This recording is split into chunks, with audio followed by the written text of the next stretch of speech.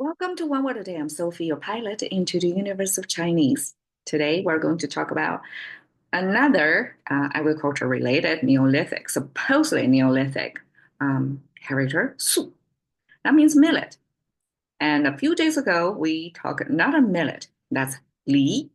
The difference between the two is su, millet, is more generic term. And to be honest, today in our language, as shown in these examples, and actually this 沧海一粟 probably is the most active existing expressions made with a millet in it, that this character was not commonly used because in my region, that millet was called 小米儿, means little rice.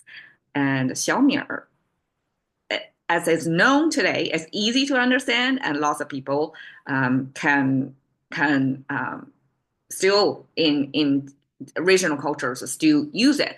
But millet mostly exists in ancient documentations that talks about the food back then, because millet used to be the main or staple grain back then before rice or wheat take over. So the li is a subcategory of millet that's in the darker color.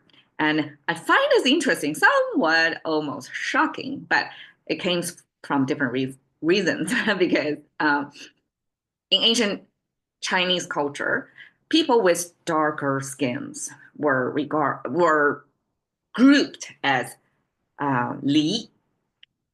So instead of the darker color millet variety, people with darker skins were associated.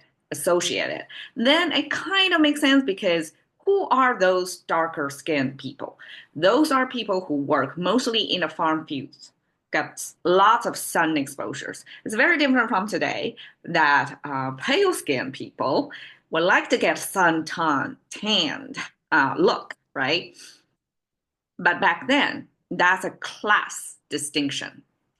Instead of like a racial terms, in people from different continents or different origins, right? And after long time, generations of difference to the sun exposure, that cumulatively to have different pigments in our skin, in ancient times, it's like professions or where you live, how you spend most of your times in the day will show up in your skin color. And that's an easy tell for people most language users, we can see those are the rank and files of the ruling class.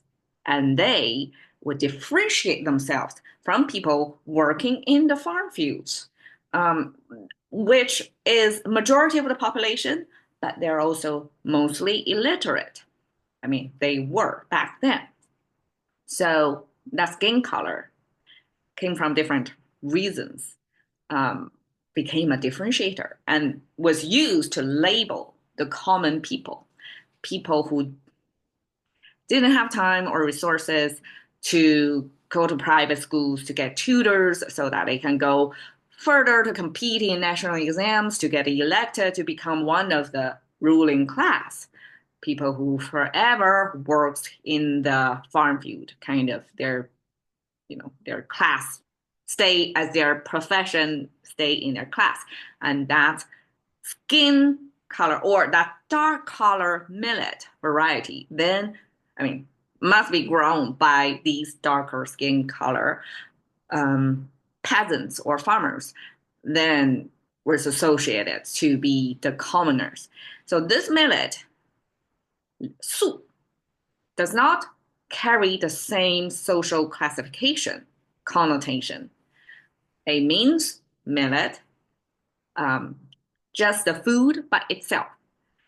And it probably represent staple agricultural products in general term, because that's the main food source back then. All right, so the way it's made of is at the bottom is the rice icon. the top is something I never seen before. And I'm trying to figure it out by referring to similar looking things, but with a slight variation. So here you can see the spheres. And then the variation is the millet symbol would have this scale looking symbol, the scale looking symbol that we have seen in the composition of a fish part, pictorial composition, versus here is a cross sign. And here is like a double cross sign. So, okay, to figure these things out, this lu is the current pronunciation, and of course the current writing would be very different from. This is it's called the 纣文, which is 1000 BC. No, sorry, 10. Okay, 纣文 is 1000 BC, so it's about the end, toward the end of the Neolithic era. And that's when we discover it, okay? It probably started way before then. Okay, so this character currently means kind of a Chinese way to marinate things, because when we don't have refrigerators, we have to find ways to preserve food and soak them in salt. It's not exactly pickle, because pickles is what you do to preserve fresh vegetables. Lu instead is what you do to preserve meat, mostly, to have the meat soaked in salt so it don't go bad, and it's kind of also retain the moisture. So that's what lu is, and you can see the two look almost the same, except here is the scale thing. So my theory is this structure by itself, it means a fortune-telling tool. And I would imagine this vertical line attached with horizontal line simply is an ancient tool, can represent a sort of a tool in ancient times. And this sphere with the cross is kind of the particular after this tool used to represent a particular food processing method. So this means these are two different types of food processing. This by soak it in salt. This is something else. And I would imagine millet for it to work. Probably it would involve, okay, because millet actually have this sticky rice feature, that even if they're not rice, but they're also having this, because it's high glucose, and so they are easier to stick together.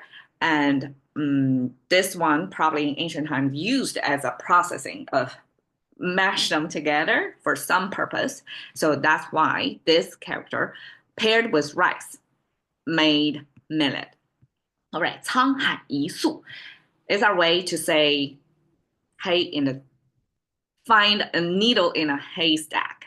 It's a Chinese exaggeration of find one millet in the dark sea. And when we say dark sea, it means it's not shallow. It's a huge body of water. It's deep.